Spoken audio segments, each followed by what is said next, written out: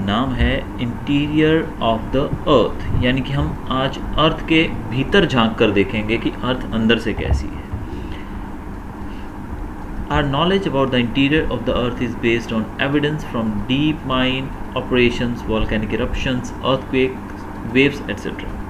तो अगर हम बात करें हमारे अर्थ के अंदर के इंटीरियर के नॉलेज के बारे में, तो देखिए हम इतनी अंदर जाकर हमने वैसे नहीं देखा है, लेकिन जो हम खुदाई करते हैं माइंस, जो यानी कि ज़मीन के अंदर खुदाई करके जब कोयला वगैरह निकाला जाता है, तो माइंस जो खोदी जाती हैं उससे, या फिर वॉल्केनो इरप्शन के दौरान जो चीज़ें बाहर निकलती हैं लावा के साथ, और अर्थक्वेक वेव्स, इनसे जो हम स्टडी कर पाए हैं उसी पे बेस्ड है हमारा ये सारा knowledge. Structure of the earth, the concentric layers of the earth are the crust, mantle and core. तो अर्थ को बनाने वाली जो 3 लेयर्स हैं उनका नाम है क्रस्ट, मेंटल और कोर। तो ये तीनों आप यहाँ देख सकते हैं। The inner part is called core, उसके बाद है मेंटल, और जो अपर पार्ट है that is called the crust. Crust, the topmost layer of the earth is called the crust. जो सबसे ऊपर का पार्ट है जहाँ पे हम रहते हैं, जिसके ऊपर हम दौड़ते कूदते खेलते सब काम करते हैं अपने, that is called the crust. ये बहुत ही थिन होता है, बहुत ही पतला है ये, और इसकी एवरेज थिकनेस निकाली जाए तो 8 किलोमीटर से लेके 50 किलोमीटर तक ये मोटा हो सकता है। ऑल्दो ये हमारे हिसाब से तो बहुत मोटा होगा 8 किलोमीटर भी, लेकिन एक्चुअल में अर्थ के हिसाब से कुछ भी नहीं है। It is much thicker under the continents than under the ocean. ये कॉन्टिनेंट्स में बहुत ज़्यादा थिकर है, ओशन के अंदर ये थिकनेस इसकी कम हो जाती है। 2 distinct layers form the crust, namely the upper crust or Sial and the lower crust or Sima. अब ये जो क्रस्ट है इसको लगभग 2 लेयर से मिलकर बनता है। अपर लेयर होती है उसको बोलते हैं हम Sial, और जो लोअर लेयर होती है उसको बोलते हैं Sima। यहाँ पर आप देख सकते हैं पिक्चर के अंदर भी these are the Sial है।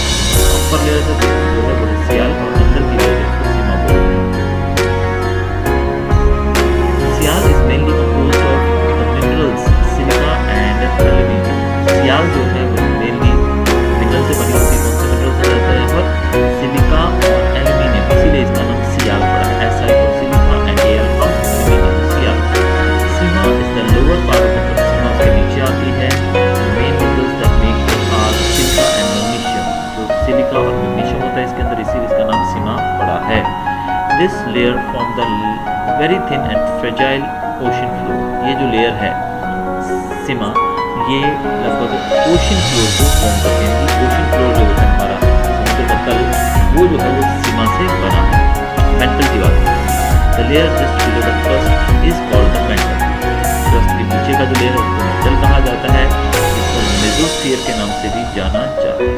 This mental is the store house of magma. यहाँ सबसे ज़्यादा क्या है? Magma. Magma means molten rocks, यानी कि पिघले हुए रॉक्स।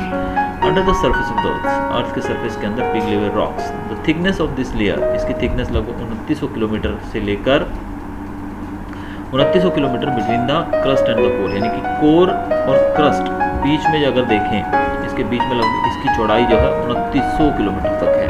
यानी कि कोर और क्रस्ट, आप जानते हैं कोर ये रहा और क्रस्ट हमारा ये ऊपर का पार्ट, यानी कि यहाँ से अगर हम शुरू करें और यहाँ तक जाएँ तो बीच का जो पार्ट जितना मैंने भी बनाया है, इतना पार्ट देखें, ये लगभग 2900 किलोमीटर चौड़ा है। It's a big distance. Core की बात करते हैं। This is the centre of the earth, is also known as perisphere. The core is made up of nickel and iron. Core जो है ये सबसे इनरमोस्ट पार्ट होता है अर्थ का, इसको पेरिस्फीयर भी कहा जाता है। इसके अंदर ज़्यादातर निकल और आयरन होता है।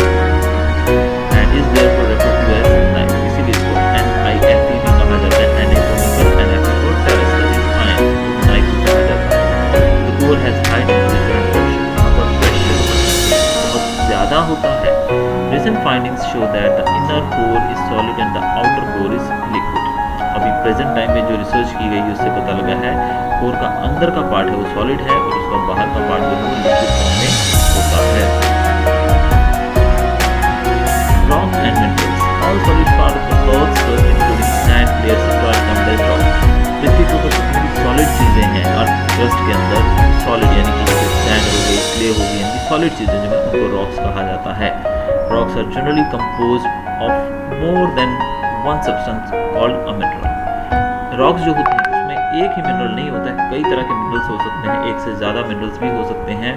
और मिनरल्स जो हैं they are natural inorganic substances which contain one or more elements and which have definite physical and chemical properties. और ये मिनरल्स जो होते हैं ये इनऑर्गेनिक सब्सटेंसेस होते हैं जो कि नेचुरली अकर करते हैं, यानी कि हम नहीं बनाते हैं। ज़मीन की खुदाई के दौरान ज़मीन के अंदर से हमको मिनरल्स मिलते हैं। मिनरल्स जो होते हैं वो सिंगल एलिमेंट के भी हो सकते हैं या फिर ज़्यादा एलिमेंट के, यानी कि it's a mixture of elements also and it may be a single element also, लेकिन इनकी फिजिकल प्रॉपर्टीज़ और केमिकल प्रॉपर्टीज़ डेफिनेट होती हैं। इग्नियस रॉक्स की बात करते हैं हम लोग।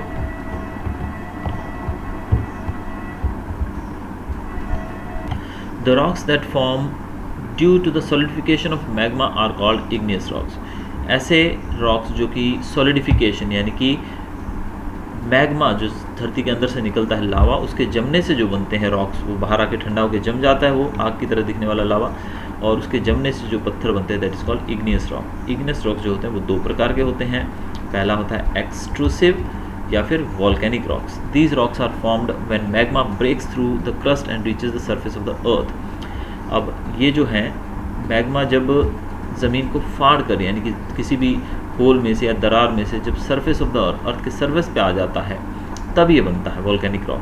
The common rocks formed in this manner are basalt and obsidian. ये दोनों रॉक्स जो हैं ये आपको याद रखने, ये दोनों रॉक्स एक्सट्रूसिव या फिर वॉल्केनिक रॉक्स के एग्जांपल्स हैं। वॉल्केनिक रॉक कब बनता है? जब ज़मीन के अंदर से लावा निकलकर क्रस्ट के ऊपर धरती पे आ जाता है, तब वो ठंडा होकर ये रॉक बनाता है। दूसरा होता है इंट्रूसिव और plutonic rocks. These rocks are formed when magma fails to break through the crust and cools down slowly under the crust forming rocks. अब कभी कभी क्या होता है, जैसे कि यहाँ पर छोटी मोटी ओपनिंग है तो ओपनिंग से लावा जो है वो बाहर आ जाता है, तो बाहर आकर जब वो यहाँ फैल कर जम जाता है तो उसको बोलते हैं इग्नियस रॉक, एक्सट्रूसिव भी कहा जाता है। और जब कभी कभी क्या होता है यहाँ से वो बाहर नहीं आ पाता है और यहीं पर रहकर वो ठंडा होकर जम जाता है और रॉक बन जाता है, तो इसको कहा जाता है प्लूटोनिक या फिर इंट्रूसिव, यानी कि वो अंदर ही रह गया इसलिए इंट्रूसिव। इसके एग्जांपल्स की बात करें तो डोलेराइट और ग्रेनाइट इसके दो एग्जांपल्स हैं। सेडिमेंट्री रॉक्स के बारे में देखेंगे। Sedimentary rocks are formed from sediment accumulated over long periods usually on the floor of oceans, rivers, lakes etc. Sedimentary rocks जो होते हैं ये कई समय से जमने से, यानी कि जो सेडिमेंट्स होते हैं, सेडिमेंट्स मतलब कोई भी पदार्थ हो सकता है, मिट्टी आ सकती है, तो उसके जमने से नीचे की सतह ठोस हो जाती है एक लंबे समय के दौरान, यानी 1 दिन 2 दिन 10 दिन महीने 6 महीने साल की बात नहीं कर रहे हैं, यहाँ हज़ारों साल लग जाते हैं। तो उसके जमने से एक ही जगह पर जब सेडिमेंट्स जम जाते हैं एक ही जगह पर, खासकर ये कहाँ होता है? ओशंस के फ्लोर में या रिवर्स या लेक्स के फ्लोर में, तब ये रॉक बनता है। The sediment comes from disintegration of existing rock on the surface of the अर्थ। ये सेडिमेंट्स कहाँ से आते हैं? ये सेडिमेंट्स आते हैं जब बारिश, नदियाँ, तालाब जब भर जाते हैं, बाढ़ आती है, तो अपने साथ बहुत सारी मिट्टी दूसरे पत्थरों को, पहाड़ों को तोड़कर, जैसे कि भूस्खलन होता है बहुत बार, लैंडस्लाइड बोलते हैं जिसको, तो इस तरीके से जो पत्थर मिट्टी जो बाहर आती है वो सब जाकर नदियों में उनके नीचे जाकर तल पे जम जाती हैं और ये रॉक बनते हैं सेडिमेंट्री। इसके एग्जांपल्स की बात करते हैं सैंडस्टोन और लाइमस्टोन और क्ले जो है ये इसके मेन एग्जांपल्स हैं। मेटामॉर्फिक रॉक की बात करेंगे। When igneous and sedimentary rocks are subjected to great heat and pressure, their original character and appearance completely change, giving them new form. Such rocks are called metamorphic. अब अगर हमारे जो igneous rocks जिसके बारे में जस्ट हमने पढ़ा और दूसरे थे सेडिमेंट्री रॉक्स, जब ये बहुत ही ज़्यादा हीट और प्रेशर के अंडर में आ जाते हैं, यानी कि इनके ऊपर बहुत ज़्यादा प्रेशर और हीट हो, तो इनके ओरिजिनल कैरेक्टर्स जो होते हैं वो डिसअपियर हो जाते हैं और एक नए फॉर्म ले लेते हैं ये, और नई फॉर्म में जो रॉक बनते हैं उनको बोलते हैं मेटामॉर्फिक रॉक। तो कुल मिला के बोले तो मेटामॉर्फिक रॉक जो है वो इग्नियस और सेडिमेंट्री रॉक का ही एक प्रकार है। कॉमन एग्जांपल्स की बात करें इसके, वो है marble, quartzite, graphite etcetera. Limestone changes to form marble. देखिए यहाँ पर लाइमस्टोन जो है वो मार्बल बन जाता है, ये बहुत ही इंपॉर्टेंट चीज़ है। देखिए लाइमस्टोन यानी कि चूना होता है जो, जब उसको हीट और प्रेशर मिलता है तो वो बन जाता है marble. Sandstone changes to quartzite and coal changes to graphite. Coal जो है वो ग्रेफाइट में बदल जाता है। ये तो आपने देखा ही होगा, मार्बल भी आपने देखा होगा, लाइमस्टोन भी देखा होगा, तो ये सब इस प्रकार से चेंज हो जाते हैं। The rock cycle is a continuous process in which rocks change from one kind to another. Rock cycle जो है वो एक कंटिन्यूस प्रोसेस है, एक कंटिन्यू बिना रुके चलने वाला एक ऐसी क्रिया है, ऐसा प्रोसेस है जिसमें रॉक्स जो हैं वो एक से दूसरे प्रकार में बदल जाते हैं, यानी कि उनका प्रकार जो है वो कंटिन्यूस बदलता रहता है। Igneous rocks are also called primary rocks. Igneous rocks को प्राइमरी रॉक भी कहा, वन वर्ड में पूछा जा सकता है, which rocks are called primary rocks as they are formed first, क्योंकि ये सबसे पहले बनते हैं इसीलिए इनको प्राइमरी रॉक्स भी कहा जाता है। Because of the cooling of magma, तो इग्नियस रॉक बनते कैसे हैं, मैग्मा के ठंडे होने से, इसीलिए इनको प्राइमरी रॉक्स कहा जाता है।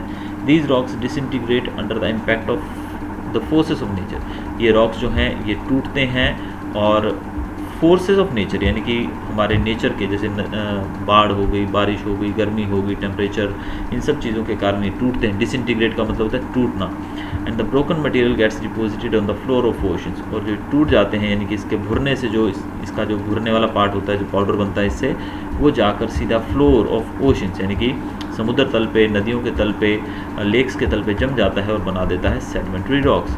Sedimentary rocks under extreme pressure and temperature change into metamorphic rock. और जो सेडिमेंट्री रॉक्स होते हैं जब वो बहुत प्रेशर उसके ऊपर आता है तो वो बदल जाते हैं मेटामॉर्फिक के अंदर। देखिए एक ही रॉक जो है वो ही दूसरों में बदल रहा है। हमने देखा सेडिमेंट्री रॉक्स जो था जब उसके ऊपर बहुत प्रेशर आता है तो वो मेटामॉर्फिक में बदल जाता है।